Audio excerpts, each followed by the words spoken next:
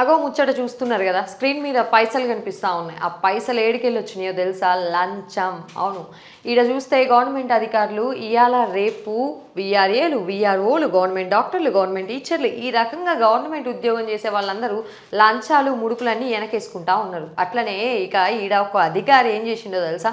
30,000 అంటే పోయి 30,000 లంచం తీసుకోవడానికి పోయిండట. ఆ లంచం ఇచ్చేట ఆయన ఏం చేసిండో తెలిసిన? పై అధికారులకు కాస్త సూచన ఇచ్చిండట. అయ్యా, ఆయన కాస్త లంచం తీసుకుంటుండు, కూసంత పోయి చెక్ చేయరు అన్నాడట. ఇక అంతే, తీగలాగితే డొంక కదిలింది అంటారు కదా, అట్లా కదిలింది కథ అంతా. లెక్కేస్తే దగ్గర దగ్గర 4 కోట్ల రూపాయలు డబ్బుల కట్టలే ఉన్నాయట. ఈ లెక్కను చూసుకుంటే ఇంకెంత ఆస్తులు వెనకేసుకున్నాడో పెద్ద మనిషికి తెలియాల.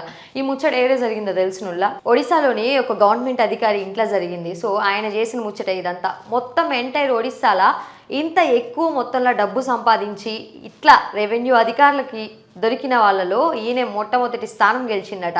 ఇక చూడాలి ఈ లెక్కన ఈయన్ని మొత్తం ఏడేడ దాచిపెట్టిండు, ఏడేడ తిన్నాడు, ఏడేడ కొన్నాడు, ఇవన్నీ లెక్కలు తీస్తే ఎన్ని ప్రాపర్టీస్ బయటకు వస్తాయో. ఇప్పటిదాకా లెక్కెట్టిన పైసలు 4 కోట్లు అయితే ఇక లెక్కెట్టాల్సిన పైసలు ఎన్ని ఉన్నాయో కూడా లెక్కెట్టాల. అదా ముచ్చట.